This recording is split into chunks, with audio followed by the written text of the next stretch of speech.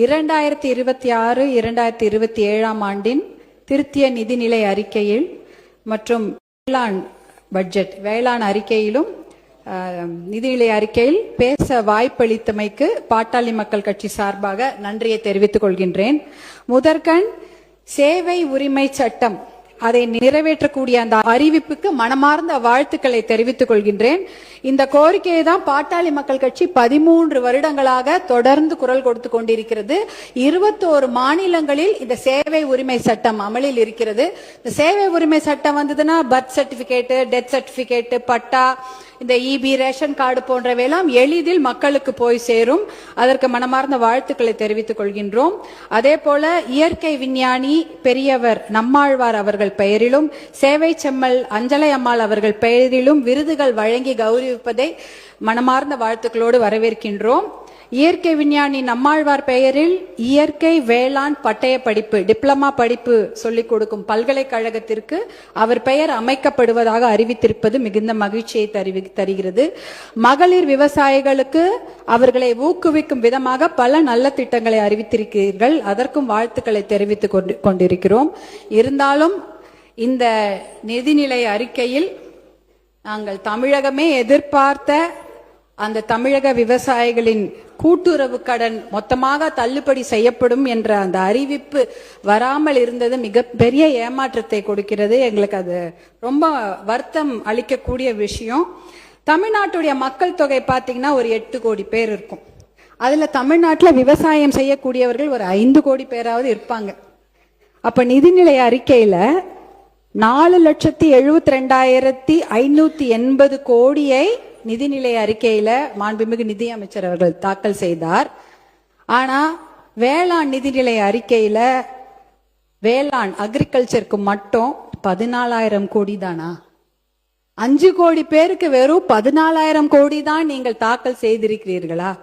நீங்க 22 டிபார்ட்மெண்ட், கால்நடை, பால்வளம், வனத்துறை, கூட்டுறவு, பட்டு, கைத்தறி, இப்படின்னு வணிக வரி, இந்த மாதிரி டிபார்ட்மெண்ட் எல்லாம் சேர்த்து 22 டிபார்ட்மெண்ட்டுக்கெல்லாம் சேர்த்து தான் 58,000 கோடி இந்த நிதிநிலை பட்ஜெட் தாக்கல் செய்திருக்கிறீர்கள். ஆனால் வேளாண் துறைக்கு வெறும் 14,000 கோடி தான். இது ரொம்ப ரொம்ப ரொம்ப, அதுவும் 5 கோடி பேருக்குன்ற போது ரொம்ப கம்மி. இதுக்கு 2 மணி நேரம் டீடைல் பட்ஜெட்டை நம்முடைய மாண்புமிகு அக்ரிகல்ச்சர் வேளாண் துறை அமைச்சர்கள் தாக்கல் செய்திருந்தார். அதுல நிறைய விஷயங்கள் இருந்தது. ஆனா நம்ம எதிர்பார்த்த நிறைய விஷயங்கள் இல்லை.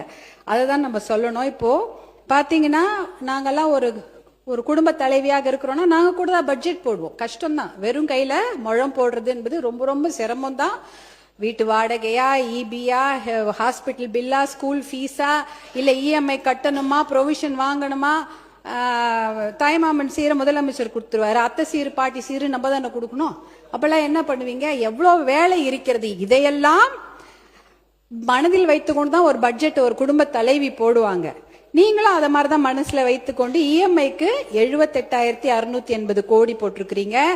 அரசு இயந்திரம், அதாவது ஒரு கவர்மெண்ட் மிஷினரி நல்லா நடக்கணும்னா 91,032 crores. அதே போல பென்ஷனுக்கு 41,846 கோடி.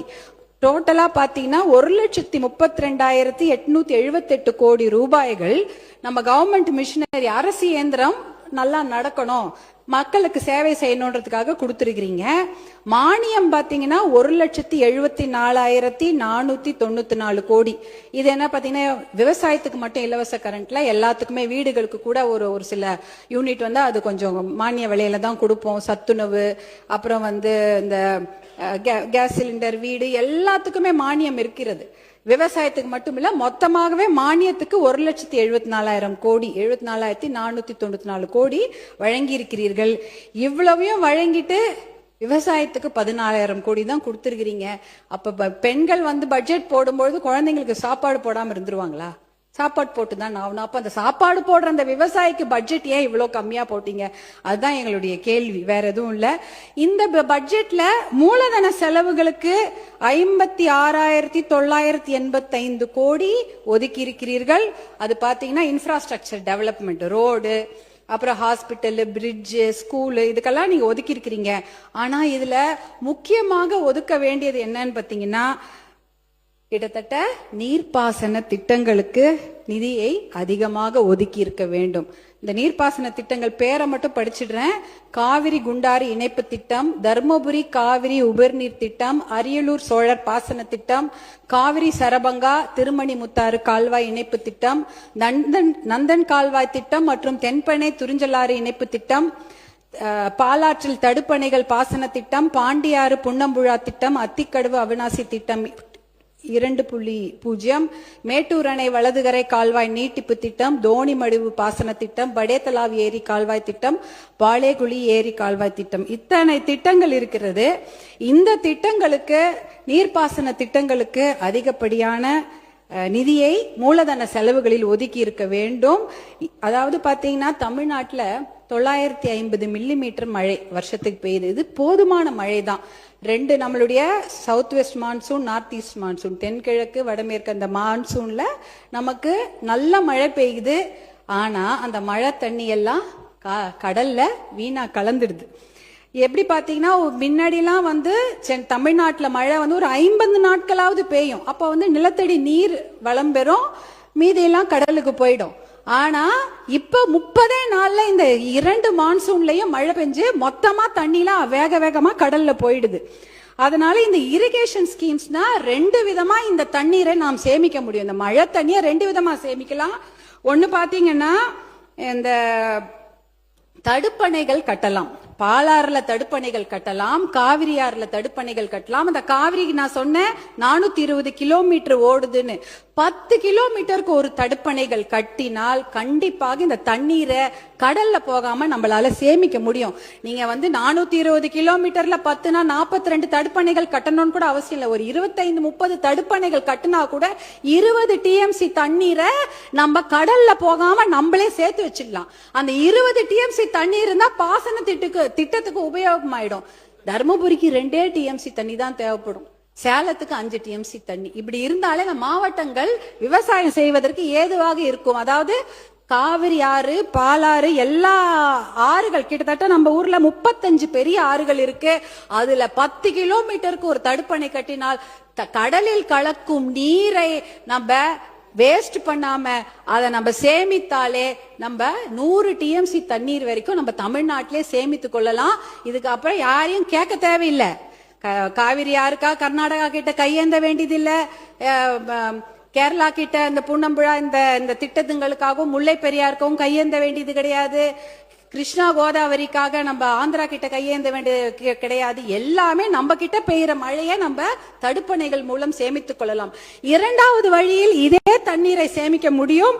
அது ஏரி குளங்களை தூர்வாருகின்ற திட்டம்.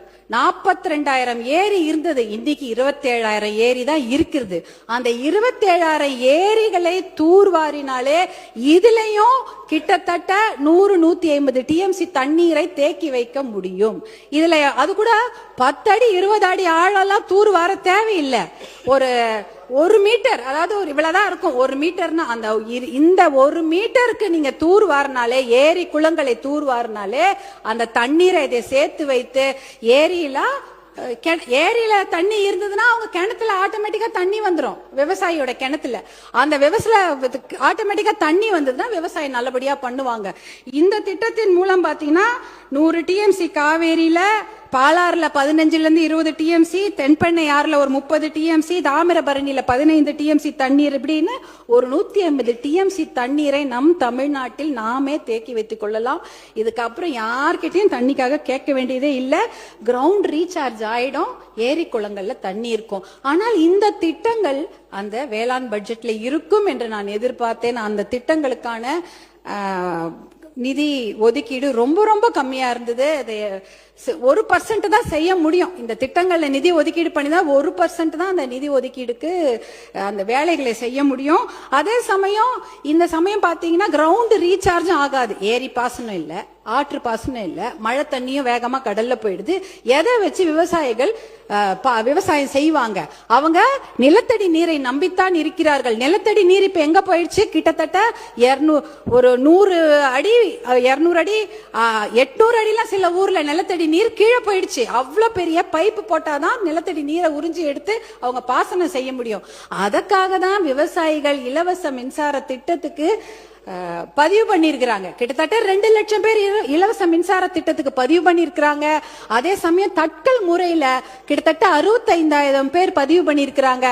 பாத்தீங்கன்னா 5 ஹார்ஸ் பவர்ல இருந்து 15 ஹார்ஸ் பவருக்கு 2 லட்சத்திலிருந்து 4 லட்சம் ரூபாய் வரைக்கும் அவங்க முன்பணமா எலக்ட்ரிசிட்டி போர்டுக்கு செலுத்தி இருக்கிறாங்க. மின்சார வாரியத்துக்கு ஒரு 1,500 கோடி ரூபாயை கடன் வாங்கி காலில் இருக்க கொலுசெல்லாம் வித்து காதில் இருக்கிற கம்மல் எல்லாம் வித்து 2 லட்சம் 4 லட்சம் கட்டி இருக்கிறாங்க. இன்னும் அந்த இலவச மின்சார திட்டம் அவர்களுக்கு வழங்கப்படவில்லை. தேர்தல் வந்துருச்சு, அதனால வழங்கவில்லைன்னு சொன்னாங்க. தேர்தல் முடிஞ்சு 2 மாசம் ஆயிடுச்சு.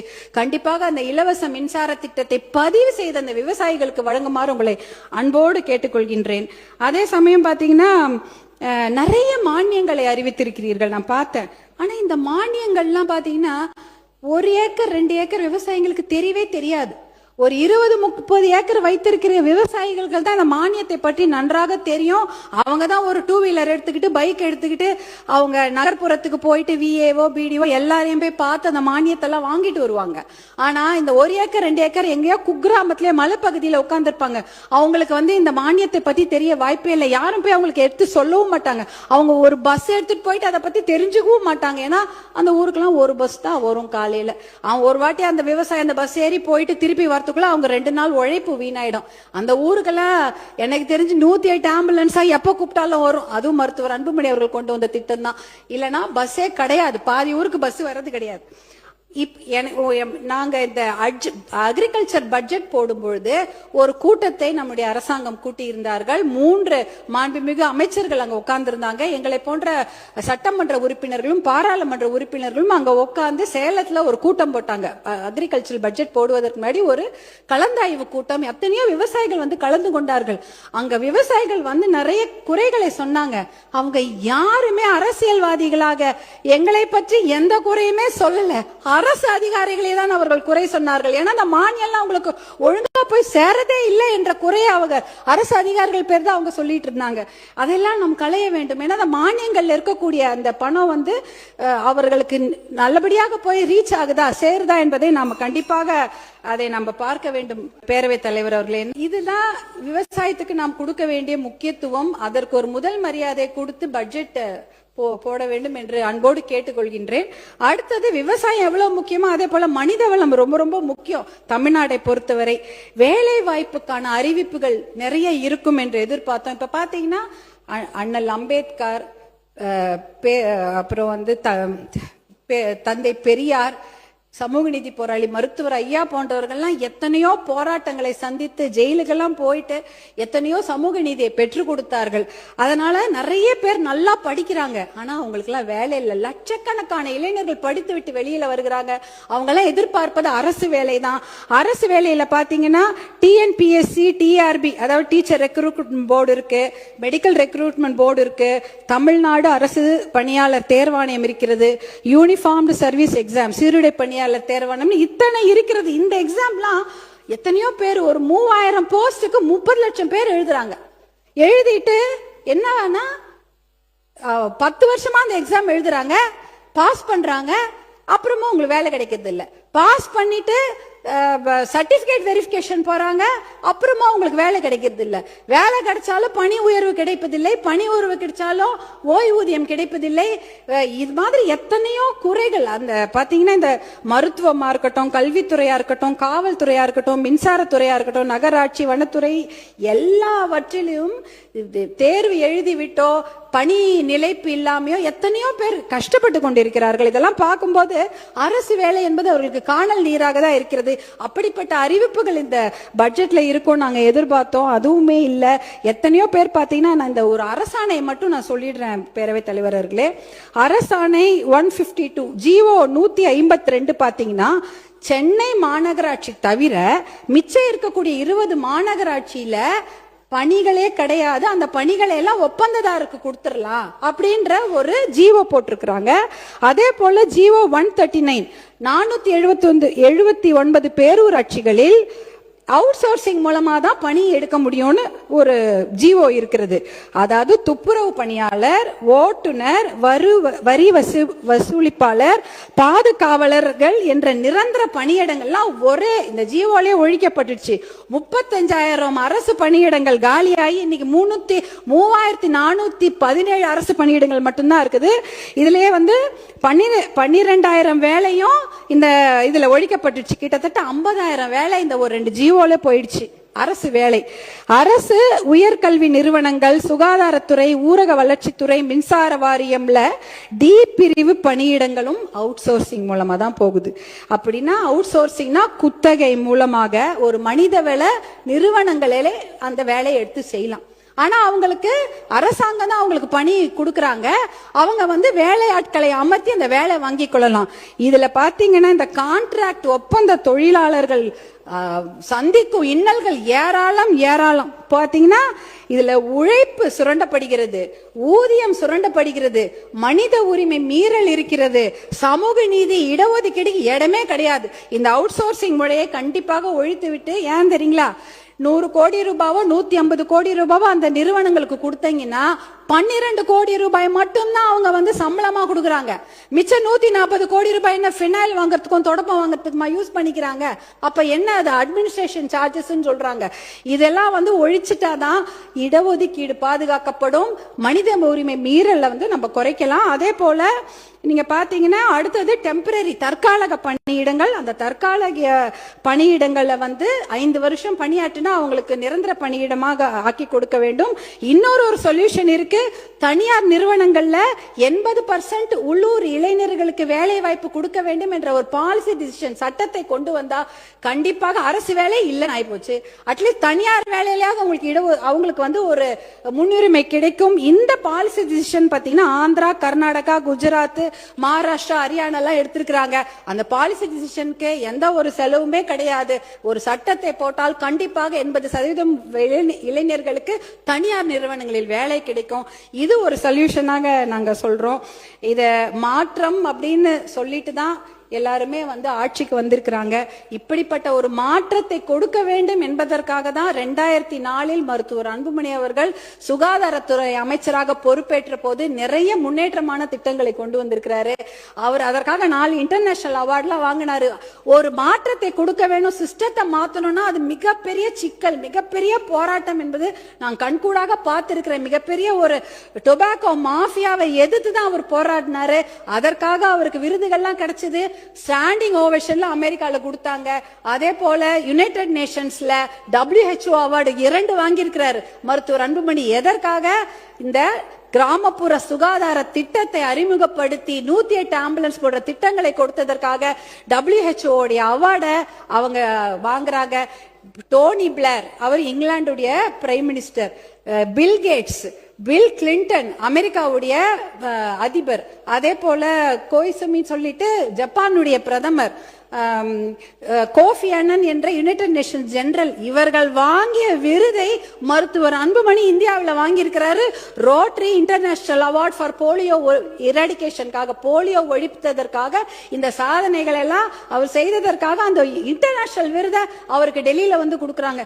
இத்தனை அவார்ட்களையும் அவர் வாங்கியிருக்காரு. ஆனா அங்க டெல்லியில தான் தெரியும், அது இன்டர்நேஷனல்ல தான் அவரை பத்தி தெரியும். இங்க யாரும் அவருடைய சர்வீஸ்ல கண்டுக்கவே இல்லை, அதை பத்தி அவர் பெருசா எடுத்துக்கிட்டதும் இல்லை. அவரை பொறுத்த வரைக்கும் கீதையில சொன்ன மாதிரி கடமையை செய், பலனை எதிர்பார்க்காதே என்ற ஒரு விஷயத்துலதான் அவர் பயணிச்சிட்டு இருக்கிறாரு. இறுதியாக சமூக நீதி கணக்கெடுப்பு என்று ஒரு வரலாற்று சிறப்புமிக்க தீர்மானத்தை அறிவிப்பை வெளியிட்டீர்கள். அதற்கு பட்ஜெட் ஒதுக்கி இருந்தால் இன்னும் நன்றாக இருந்திருக்கும். அதே போல கூட்டுறவு கடன் தள்ளுபடியை எதிர்பார்க்கின்றோம்.